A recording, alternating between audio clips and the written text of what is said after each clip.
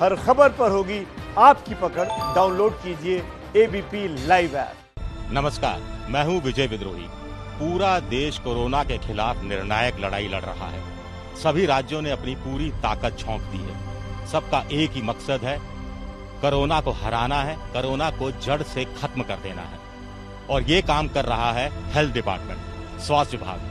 Corona का सबसे बड़ा सबक भी यही है कि सरकारी अस्पतालों की सेहत को कैसे सुधारा जाए। दूसरा बड़ा सबक है कि निजी अस्पतालों की भूमिका को लेकर और उनकी भागीदारी को लेकर कि उसे कैसे बढ़ाया जाए। मेरी मुलाकात हुई राजस्थान के स्वास्थ्य मंत्री रघु शर्मा से, तो वो भी इस पर सहमत नजर आए। आज जरूरत इस बात की है कि आने वाले समय की चुनौती को देखते हुए पूरे कंट्री के अंदर, हर राज्य के अंदर हेल्थ सेक्टर में हम अपने इंफ्रास्ट्रक्चर को इतना मजबूत कर लें कि चाहे भविष्य में इस तरह की कोई चुनौती आए तो हम सरकार के स्तर पर तैयारी अपनी पूरी कर लें। ये बेबाक बयान गंभीर बहस की गुंजाइश रखता है। आखिर जब महामारी का दौर है, ऐसे में कोई प्राइवेट हॉस्पिटल अपनी तरफ से क्यों सामने नहीं आया राजस्थान में? क्यों सरकार को ही अस्पताल अधिकृत करने पड़े? यहाँ तक कि भीलवाड़ा मॉडल, जिसकी पूरी देश भर में चर्चा हो रही है, वहाँ भी जिला प्रशासन को 3 निजी अस्पताल अधिकृत करने पड़े थे। यही सवाल स्वास्थ्य मंत्री से मैंने पूछा, तो वो भी अस्पतालों के रवैये से खासे नाराज दिखे। पूरे राजस्थान में अगर जबरन कोई अस्पताल को अधिकृत कर लिया तो कर लिया, बाकी कोई ऑफर थोड़ी कर रहा है। कोई ऑफर नहीं कर रहा, वो बचना चाह रहे हैं कि हमारे यहाँ क्वारंटाइन फैसिलिटी डेवलप नहीं कर दें, हमारे यहाँ आइसोलेशन नहीं कर दें, हमारे यहाँ मरीज आना बंद हो जाएगा। तो एक तरह व्यापार की तरह नहीं आना चाहिए। निजी क्षेत्र की भागीदारी पर सवाल उठाया जाना इसलिए भी जरूरी है क्योंकि निजी क्षेत्र का सालाना टर्नओवर करीब 8 लाख करोड़ रुपया है और उधर भारत सरकार का वार्षिक बजट जो स्वास्थ्य पर खर्च होता है वो 69,000 करोड़ है। मैं वित्तीय वर्ष 2020-2021 की बात कर रहा हूँ। यहाँ फिर ये सवाल उठाया जाना जरूरी होता है क्योंकि स्वास्थ्य सेवा का एक हिस्सा क्या सिर्फ मुनाफा कमाने के लिए है? अगर इस सवाल का जवाब हाँ है, तो फिर कोरोना का सबसे बड़ा सबक यही है कि महामारी के समय आपके काम आते हैं सरकारी अस्पताल, सरकारी डॉक्टर, सरकारी पैरामेडिकल स्टाफ। हमारे देश में डॉक्टरों की संख्या करीब 14 लाख है।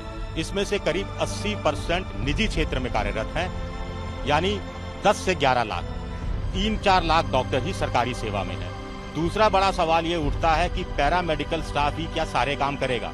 अभी हमने कोरोना महामारी के समय में देखा कि गली मोहल्लों में पैरामेडिकल स्टाफ जा रहा था, वो पिट भी रहा था, वो डांट भी खा रहा था, लेकिन काम भी कर रहा था। स्क्रीनिंग का काम कर रहा था, टेस्टिंग का काम कर रहा था, सैंपल लेने का काम कर रहा था। ईमानदारी से बताइए, किसी प्राइवेट अस्पताल के पैरामेडिकल स्टाफ को क्या आपने गली मोहल्लों में देखा? प्राइवेट सेक्टर के भरोसे तो हम रह ही नहीं सकते। अभी भी इस महामारी का मुकाबला जो किया है वो हमने सरकारी क्षेत्र के लोगों ने किया है। दिलचस्प बात यह है कि स्वास्थ्य के क्षेत्र में भारत सरकार ने एफडीआई को 100% कर दिया है। बहुत सी राज्य सरकारें निजी क्षेत्र में अस्पताल बनाने वालों को रियायती दर पर जमीन भी देती है। हालांकि ये बात भी सही नहीं है कि निजी क्षेत्र ने कुछ भी काम नहीं किया हो, उनकी भागीदारी शून्य रही हो। मुंबई में रिलायंस ने अपने अस्पताल के 1-2 वार्ड आइसोलेशन वार्ड के लिए रखे हैं। नोएडा के सांसद महेश चंद्र शर्मा ने अपने कैलाश हॉस्पिटल को स्वेच्छा से ही यूपी की सरकार को दे दिया। लेकिन आमतौर पर देखा गया है कि प्राइवेट अस्पतालों ने इतना बड़ा दिल नहीं दिखाया है। देश में 100 से ज्यादा ऐसे डॉक्टर हैं या पैरामेडिकल स्टाफ का हिस्सा हैं जो खुद कोरोना पॉजिटिव हो गए हैं, लेकिन विपरीत परिस्थितियों में फिर भी वो मैदान में अड़े हुए हैं, डटे हुए हैं। वो डांट भी खा रहे हैं, पत्थर भी खा रहे हैं, वो बदतमीजियां भी लोगों की सह रहे हैं।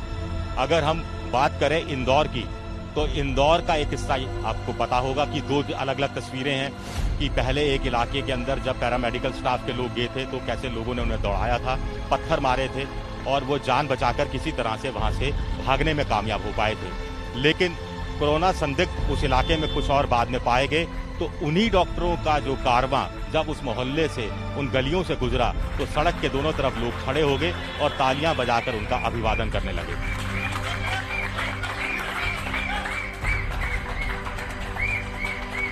ये कुछ तस्वीरें हैं जयपुर के रामगंज इलाके की, जो हॉटस्पॉट बनता जा रहा है। ये 35 लोग हैं।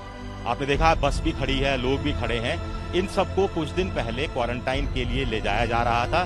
तब इन लोगों ने इसका विरोध किया था और उन्हें लगा कि पता नहीं कहां ले जाया जा रहा है, कैसे किन हालातों में रखा जाएगा। लेकिन 14 दिन बाद जब ये कोरोना नेगेटिव पाए गए तो इन्हें बस में बैठा के वापस इनके इलाके में छोड़ा गया। देखिए किस ढंग से अब बस के अंदर ये शख्स गलती भी मान रहे हैं और पुलिस का, प्रशासन का और सबसे बड़ी बात है डॉक्टरों का शुक्रिया भी अदा कर रहे हैं। अस्सलाम वालेकुम। हम लोग 27 मार्च को क्वारंटाइन के लिए आए थे और आज 13 अप्रैल को हम लोगों को डिस्चार्ज दिया गया है और हम लोग सब लोग साथ खैरियत से हमारे अपने अपने घर की तरफ रवानगी ले रहे हैं। हम लोगों को सब लोगों को बस में बिठा दिया गया और बस स्टार्ट होने वाली है। और प्रशासन का, कलेक्टर साहब का और अमीन काजी साहब का हम लोग सब तहे दिल से शुक्रिया अदा करते हैं। बहुत बहुत शुक्रिया आप लोगों का, जो हम लोगों को यहाँ पर काफी अच्छी संभाल हुई है। हर एक चीज जो है ना हमारे को मुहैया कराई गई थी। अब जो लोग यहाँ पर रह गए हैं उन लोगों को भी जल्दी से जल्दी प्रशासन छुट्टी दे देगी। हम लोग सब नेगेटिव लोग हैं और अल्लाह का बहुत बड़ा शुक्र एहसान है कि हम साथ खैरियत से अपने अपने घर की तरफ जा रहे हैं। अंत में गरीब आदमी भी इस बात को समझ रहा है कि निजी क्षेत्र से उसका भला होने वाला नहीं है। जब महामारी का ऐसा दौर आता है तो सरकारी सेवा ही उसकी मदद करती है। इनको जो बेसिक एम रहता है वो ये रहता है कि आम आदमी पे जब विपत्ति आए, प्रदेश पे विपत्ति आए, देश पे आए, आगे आना चाहिए। कुछ लोग आए भी हैं, सभी लोग ऐसे नहीं, कुछ लोग आए हैं, उनका हम स्वागत करते हैं, लेकिन अधिकांश लोगों का रवैया मुझे अफसोस है कि नकारात्मक। हम बेहद कठिन दौर से गुजर रहे हैं, लेकिन इस कठिन दौर में डॉक्टर अपना काम कर रहे हैं, पैरामेडिकल स्टाफ अपना काम कर रहा है, एम्बुलेंस का ड्राइवर अपना काम कर रहा है, यहाँ तक कि आईसीयू का वार्ड बॉय भी अपना काम कर रहा है। लेकिन स्वास्थ्य सेवाओं में और सुधार किए जाने की बहुत बहुत जरूरत है। ये कोरोना का सबक है। पंडित नेहरू ने जब अपना पहला बजट पेश किया था तब जीडीपी का 3.43% हिस्सा स्वास्थ्य सेवा के लिए रखा गया था। 2007 से 2012 के बीच में 6% से ज्यादा जीडीपी का हिस्सा स्वास्थ्य सेवा पर खर्च किया गया। लेकिन आज तारीख यह है कि केंद्र सरकार और राज्य सरकारों का कुल मिलाकर 1.6% हिस्सा ही स्वास्थ्य सेवाओं पर खर्च किया जा रहा है। इस देश में करीब 700 जिले हैं, 700 से ज्यादा जिले हैं, लेकिन जिला अस्पतालों की संख्या 1000 के आसपास ही है। ऐसे कैसे काम चलेगा? नए एम्स बनाने की घोषणा हुई, उसमें से कुछ एम्स बने हुए, लेकिन बहुत सा काम अभी भी अधूरा पड़ा हुआ है। हमने डॉक्टर श्रीवास्तव से बात की, जो दिल के रोगियों के बहुत बड़े डॉक्टर हैं, जयपुर के हैं और एसएमएस अस्पताल के वो अधीक्षक भी रह चुके हैं। कोई दूसरी बीमारी होती तो कोई दवा काम करती, लेकिन आज डॉक्टरों की जरूरत है। ऐसे में सरकारी अस्पताल की स्थितियों को सुधारना, वहाँ पर अच्छे आईसीयू वार्ड्स, अच्छी सुविधाएं और अच्छी नर्सिंग स्टाफ के साथ बेहतरीन डॉक्टर हों तो हम कोरोना जैसे किसी भी प्रकार के अदृश्य शत्रु से लड़ने में सक्षम हो जाएंगे। कोरोना महामारी हमारे लिए एक वेकअप कॉल की तरह है। यदि हम आज नहीं सुधरे तो आगामी पीढ़ी हमें माफ नहीं करेगी। सबसे बड़ा महत्वपूर्ण सबक यह है कि हमारे स्वास्थ्य तंत्र को हमें बहुत ज़्यादा मजबूत करने की जरूरत है। हमें यह भी सोचना पड़ेगा कि आखिर क्या कारण है कि हम हमारे स्वास्थ्य तंत्र को अभी तक मजबूत नहीं कर पाए। सिर्फ शहर ही नहीं, गांव में भी सरकारी सेवाओं की सेहत बेहद खराब है। हमारे देश में 6.5 लाख के आसपास गांव हैं, लेकिन प्राइमरी हेल्थ सेंटर हो या प्राइमरी हेल्थ सब सेंटर हो, इनकी संख्या सिर्फ 29 लाख है। सबसे बड़ी बात है कि कहीं डॉक्टर नहीं है तो कहीं दवाइयां नदारद है।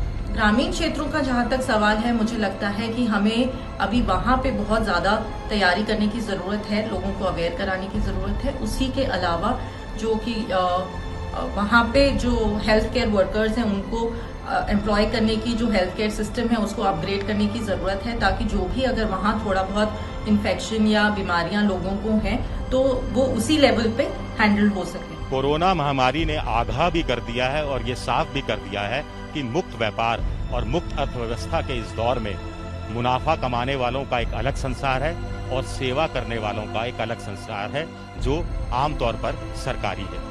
ऐसे समय में सरकार ही काम आती है। जब प्रधानमंत्री मोदी ताली और थाली की बात कर रहे थे तो उनके जहन में भी शायद यही रहा होगा और उनको भी लग रहा होगा कि कोरोना का सबसे बड़ा सबक यही है कि सरकार ही अंततः काम आती है। कोरोना वायरस ने हम सबको एक बात सिखाई है कि मैं ठीक हूं, मेरा परिवार ठीक है, इससे काम नहीं चलेगा। जरूरी है कि आपका पड़ोसी भी स्वस्थ हो, भला चंगा हो। अगर आपका पड़ोसी स्वस्थ और भला चंगा है तो आप भी भले चंगे। कैमरामैन गोविंद साहू के साथ विजय विद्रोही, जयपुर, एबीपी न्यूज।